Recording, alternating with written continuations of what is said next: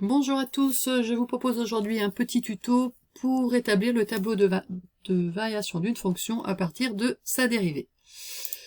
Je vous ai donc donné une fonction définie sur moins 5, 2 par f de x égale 3x au carré plus 12x moins 5. Je vous rappelle que la méthode est toujours la même. Dans un premier temps, nous allons déterminer l'expression de la dérivée de notre fonction.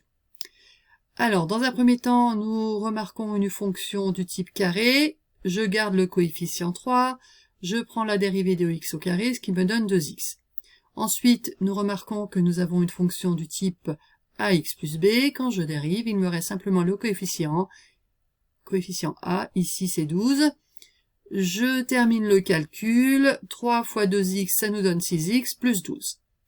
Ensuite, je vous rappelle que nous devons résoudre l'équation f' de x égale 0.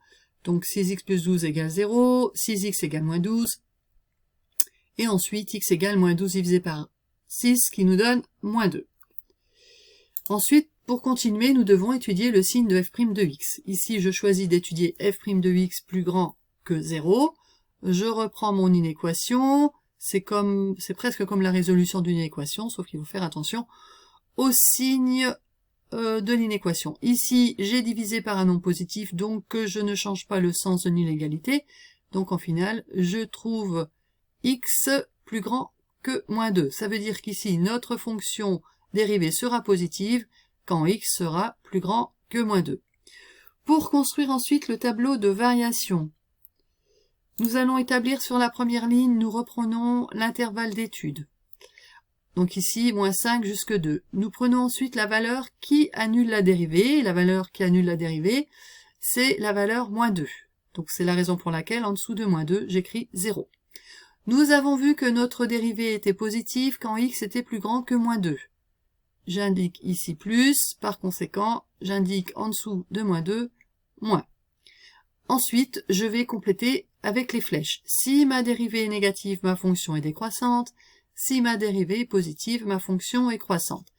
Et je n'oublie pas, pour terminer, de remplir les valeurs qui vont dans le tableau. Donc ça veut dire que je vais calculer f de moins 5, f de moins 2 et f de 2. J'ai mis simplement l'exemple pour f de moins 5. Je vous rappelle qu'il faut reprendre la valeur avec la fonction et non avec la dérivée. Je vous rappelle ici aussi qu'on a des nombres négatifs, donc soyez prudents et mettez des parenthèses. Quand on termine le calcul, on arrive à f de moins 5 égale 10. F de moins 2 nous donne moins 17, et f de 2 nous donne 31.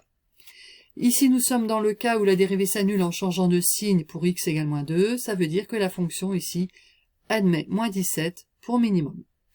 Voilà, j'espère que ce petit tuto vous a aidé et je vous dis à bientôt.